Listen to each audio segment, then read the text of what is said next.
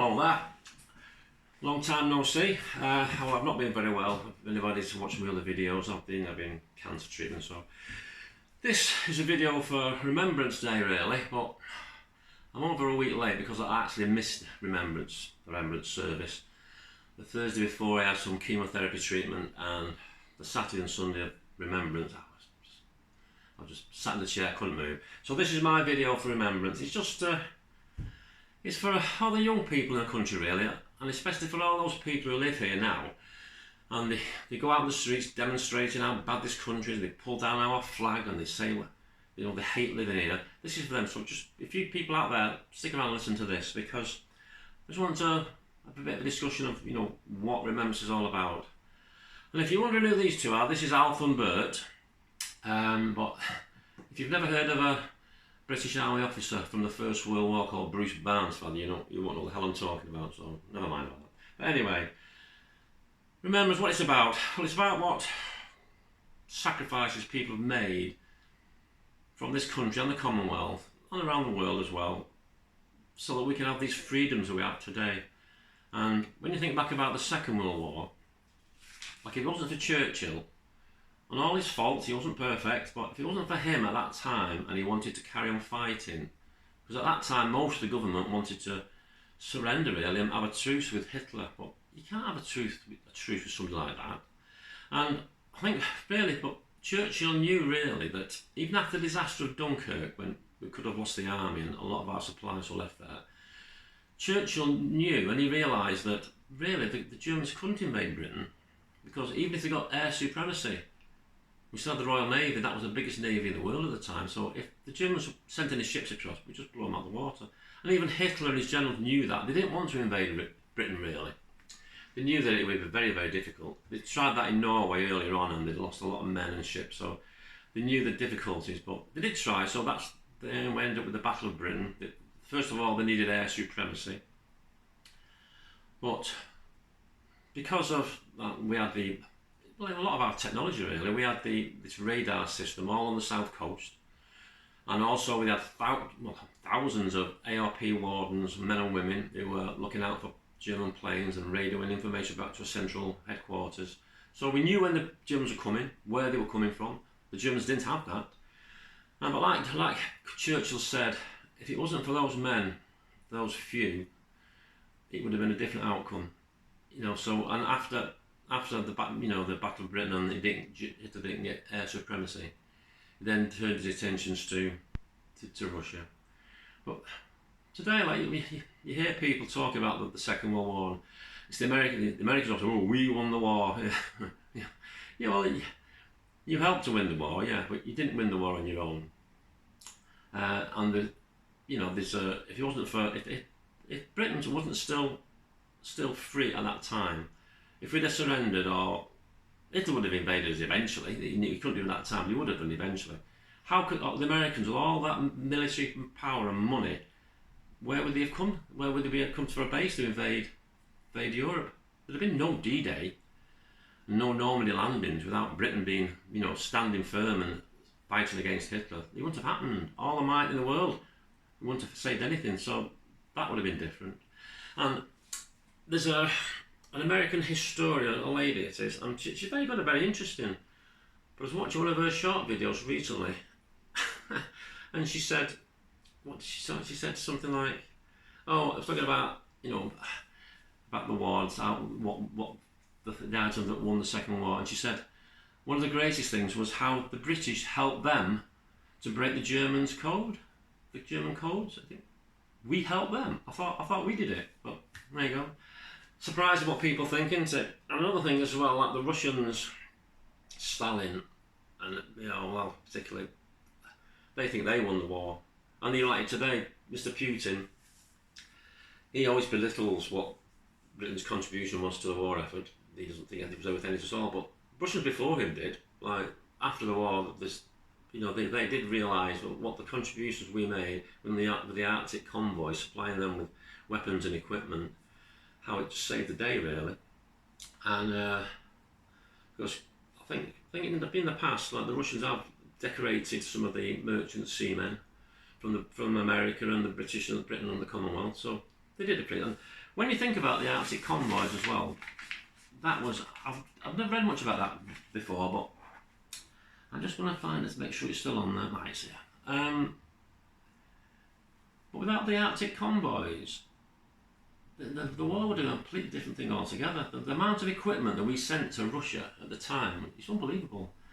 There's if you go, there's a thing called, in the British Parliament. They have this they have meetings. Everything's written down in a booklet it's called Hansards.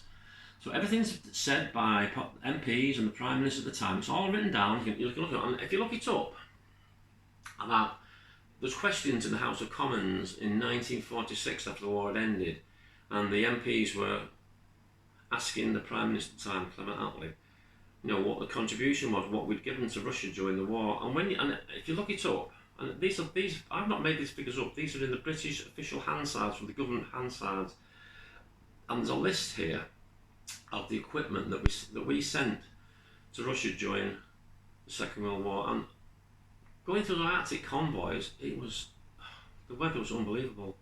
It could be so cold that salt water would freeze, and that's cold. The spray from the water could come on the ship and build up on the infrastructure of the ship and make the ship a bit top heavy. So the men had to go out with axes and hammers and chip off all the ice to keep the ship upright. Crazy. And when we have a look at this, it is a list of some of the suppliers. I won't tell you how this list just goes on and on. And these are the official government figures, these. So from when was it? From August 1941 to the 31st of March 1944, this is what we sent. There were 5,000 tanks. They were mostly Valentines and Matildas. There was a few Churchills ones later on. And I watched a video a while back about somebody else was doing a video about the tanks that we'd sent to Russia. And somebody, somebody commented onto this video underneath. And it was a Russian chap, because it was all in Russian, you had to press the button to translate it. And he was saying, yeah, the tank's rubbish. Well, it's all we had. Those tanks were crucial. They were sent there at a crucial time. Was it not? In December 1941 was the Battle of Moscow. Up till then, the Germans had invaded in Operation Barbarossa, and they were sweeping across Russia, pushing everybody back. And the Battle of Moscow was a turning point for the war. And it wasn't just the Germans ran into the first winter as well. That was a big help. But during the Battle of Moscow, over 50% of the tanks that the Russians used were British tanks. So without those tanks, would they have won the Battle of Moscow? Apart from the cold, would they? It must have been a big help, contribution. So there we go, there's over 5,000 tanks. And just think about that. British and Commonwealth troops around the world fighting, they could have done with those tanks. We were giving tanks away. And the reason why Churchill did that, because after the Russian Revolution and all through the 20s and early 30s, the Russians hated us. They actually hated us. Stalin hated us at the beginning. He had this pact with Germany to invade Poland, and then Hitler turned on him. So then he was saying, oh, well, we need a bit of help now.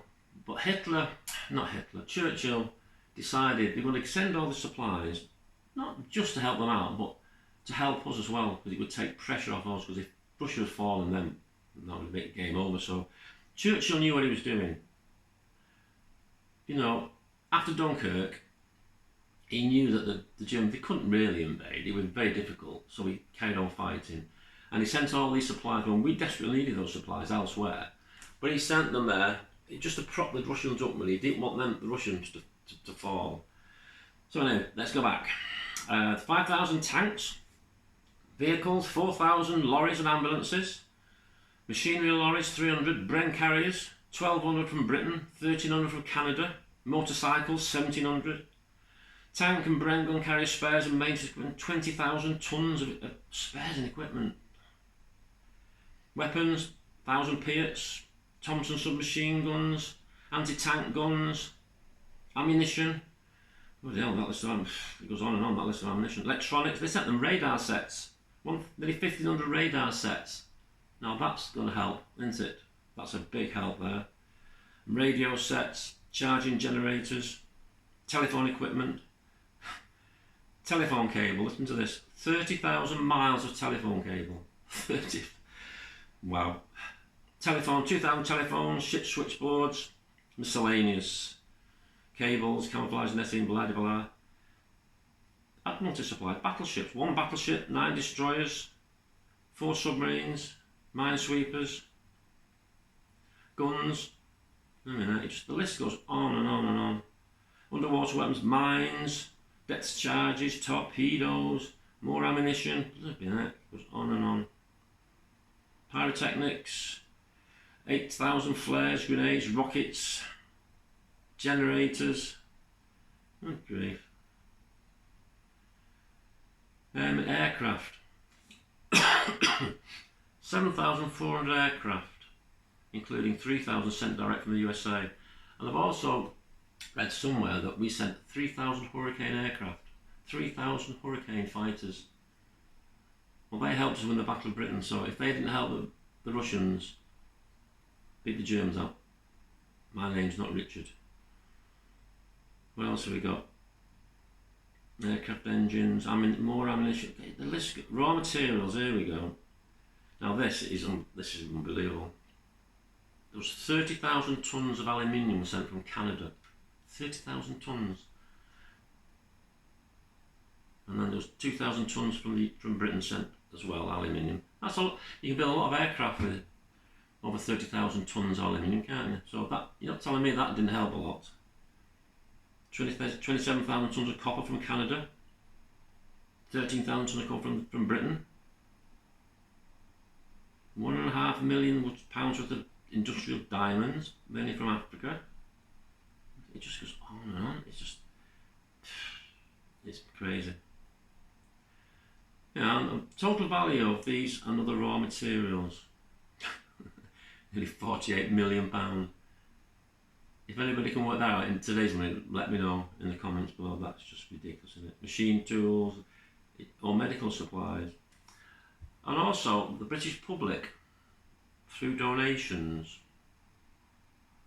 since October 1941, they've raised £5,260,000 by the British public, and that was for medical supplies and clothing. So, I've not mentioned that thing on the list, it just goes on and on and on, it's just unbelievable. So,